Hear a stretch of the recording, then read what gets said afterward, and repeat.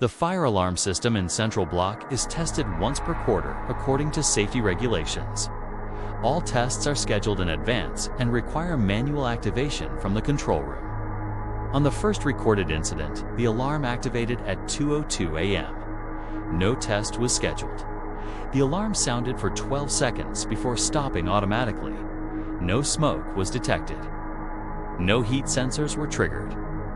The system logged the event as a false alarm. On the second night, the alarm activated again. Same time, same duration. The evacuation lights activated briefly and then shut off. Security personnel were dispatched. The building was empty. On the third night, the alarm activated earlier, 1:58 a.m. This time, the system initiated a partial evacuation protocol. Only the upper floors were affected. No fire doors closed, no suppression systems deployed. The control panel showed no source location. On the fourth night, the alarm did not sound. Instead, the system ran a silent test. Emergency exit signs activated sequentially from the lowest floor to the highest. No alert tones were emitted.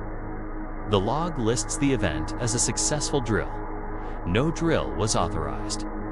On the fifth night, the fire alarm system was manually disabled. Power was cut to the control panel. Despite this, the evacuation lights activated at 2:01 a.m. No alarms sounded. No alerts were sent.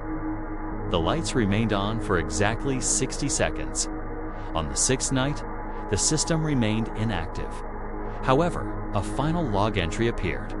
Timestamp 2:02 a.m. Event type, system ready. No further activity has been recorded. The building remains compliant with all safety regulations.